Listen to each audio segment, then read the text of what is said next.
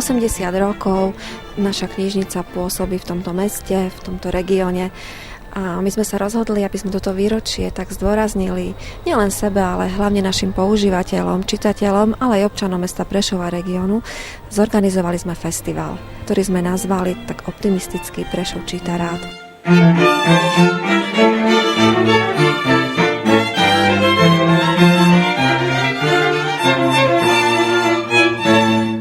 Kde bolo, tam bolo. V prekrásnom meste na Torice sa narodila knižnica.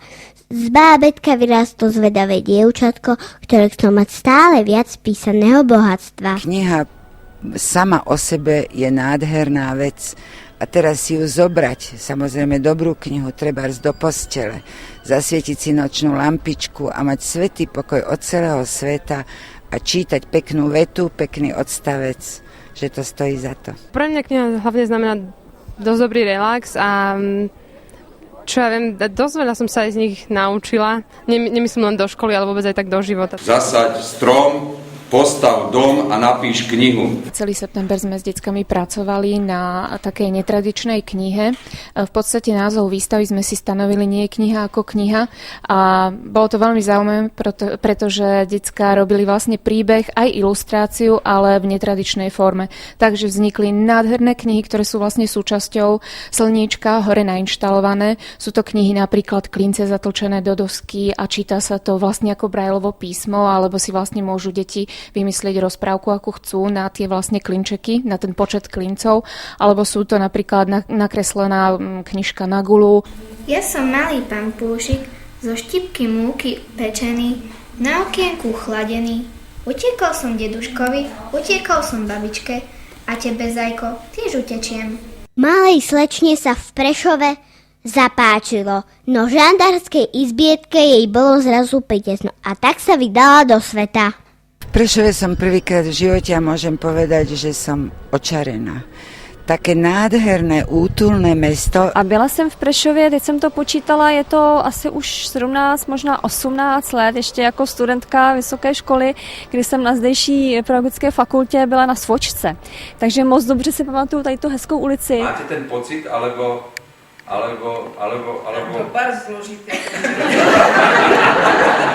Prešovčania čítajú radi, majú radi knihy. Je to nielen kniha Harry Potter, ale sú to aj naši autori, naša Gabika Futová, aj tu prítomná Ivona Březinová, Betka Verešpejová. To, že píšu, tak to je splnění dětského snu, protože já jsem poprvé řekla, že chci být spisovatelkou, když mi bylo 5 let.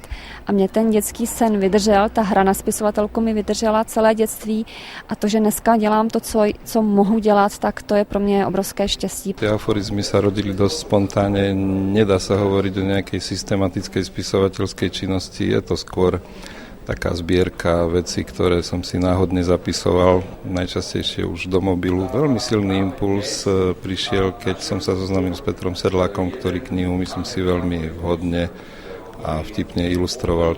Možno by bolo lepšie, keby sme len po zemi mohli chodiť. Raz si kosti doláme. Som tučniačik kamarád, na snehu sa hrávam rád. Ahoj, Ujo Polár, okrem nás tu nie je nik. Na chvíľu sa z nej stala princezna, lebo v Čiernom orli sa cítila ako na zámku, no život v prepichu ju však postupne omrzol a tak sa presťahovala, lebo v kolegiu bolo útulne a veľa miesta. No ani tam sa necítila ako doma. Dlhé roky hľadala a až napokon sa usadila. Zapáčila sa jej mestská škola. Čítanie akokoľvek prežíva aj teraz malú renesanciu a čítanie bude vždy súčasťou nášho života. Teraz minulý týždeň akurát som dočítala jednu rozprávku, Adam a Šišibus sa to volá. A okrem toho k mojim takým obľúbeným knihám patrí aj Pipi dlhá pančucha a Mary Poppinsová. Žužu, jak budeme tam vtedy pod tým počítadlom, že Jurajku, hovor mi George! Mne sa veľmi páči jeden aforizmus od Tomáša Kempenského, ktorý hovorí, že Pane Bože, daj, aby sa so mnou dalo vydržať, keď mám pravdu. Keď dlho rozpráva môjmu mužovi a všaké zážitky a jemu sa to už nechce počúvať, tak povie, vieš čo, to je výborné, ale to je škoda, že mi to len tak rozprávaš, tak to napíš. On sa ma chce zbaviť Ja to napíšem a potom je z toho knižka. Tam je ohromný úlet do fantázie. Napríklad ja sa priznám, možno teraz nepoteším nejak intelektuálov, ale ja mám hrozne rada Harryho Pottera. Opakovanie do zblbnutia je matka múdrosti.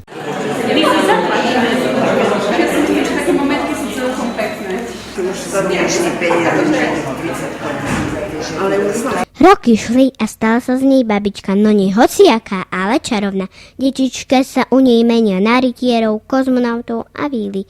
A starší sa hrajú na počítačoch.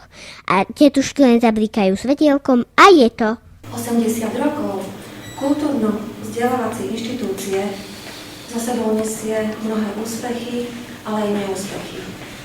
V našej knižnici sa vystriedalo niekoľko generácií knihovníkov a tiež niekoľko generácií čitateľov.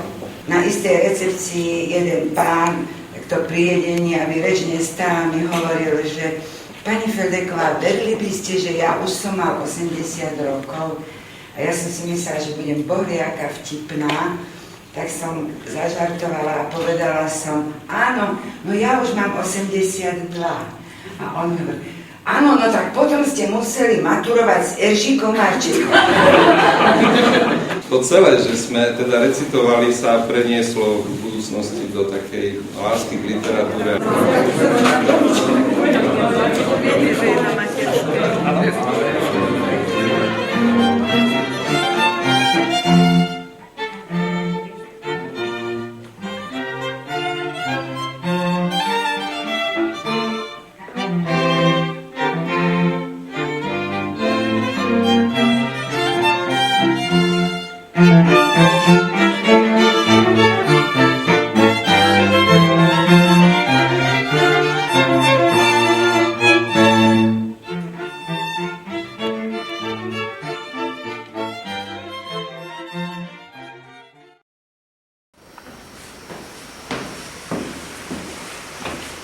Nevyzúvajte sa, prosím, ani návleky si nemusíte dávať. Všetko vám ukážeme, všetko vám vysvetlíme. Uvidíte, že našu knižnicu si obľúbite.